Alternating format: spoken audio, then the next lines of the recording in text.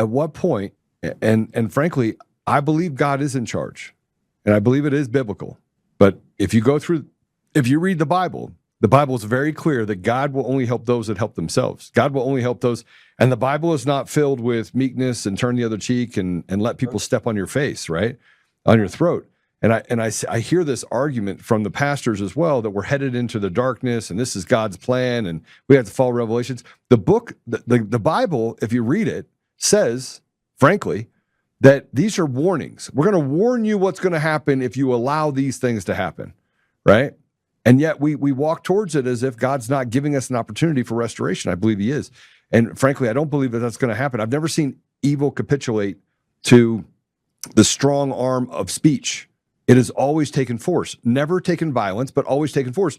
And if you think that force turns into violence and violence and force are the same thing, then they should just call it the same thing. But it's not even in the Bible. So I look at it from the perspective of, we have to start working the problem together. But I think, let me kind of give my thoughts on this, because I think there's an element that might be ascribed to Greg that I don't think he holds, which is when we think of following the rules, we equate that to being passive. And I don't think that's what Greg is. I actually think that radical obedience to God is actually super, super impactful. It's not sitting on your laurels. It's not watching the world. A lot of people have bastardized Romans 13, and you didn't have a church that went along. In fact, in Romans, you actually had people that were torn in two, fed to the lions. The people that were towing the line and doing as Rome did weren't the ones that were being thrown the lines. It was the defiant Christian that would not deny their Lord and Savior. They would not deny God. They would not deny their ways. And at some point, God would work out a miracle through his righteous people. So it's always God's strength being manifest to his people that look like they're down and out. They look like they're down for the count. They look like they're about to be wiped out. And then God does something. And so the real author, the author of creation always picks his moments to I think, make a maximum impact against evil. And so it's a weird paradox of sorts that in the Revolution, we had no business beating the British Empire, none whatsoever. If you just look at the might of man, but yet because of God, we prevailed. And so I think right now it's this weird thing where our faith is being tested on how, and you talk about this, Joe, you pray it all the time. Let's not become the monsters that we're fighting. And I think that's the line that we're trying to navigate here is they're not playing by the rules. They're cheating. They're cheating through the elections. They're cheating through the machines. They're isolating this person. They're destroying that person's name.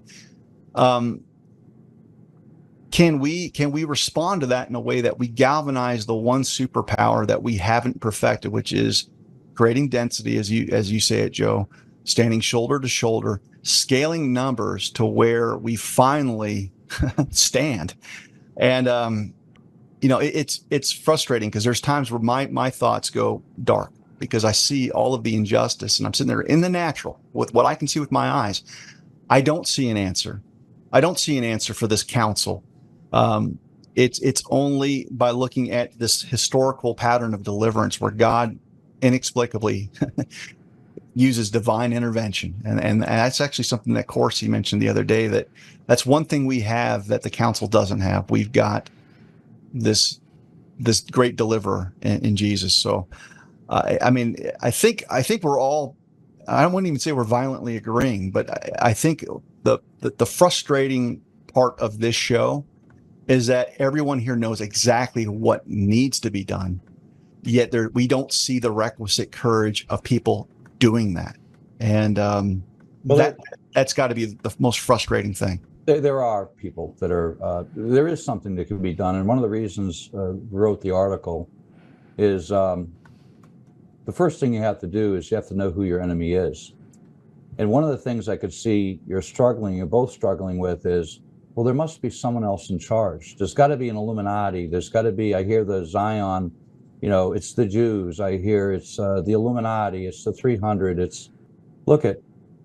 If someone's punching you in the face and someone starts a fight with you, Do you sit there and do you respond and throw a punch back and get engaged, or do you sit there and try to figure out, well, who's telling them to do this, and what are their origins, and you just fight back.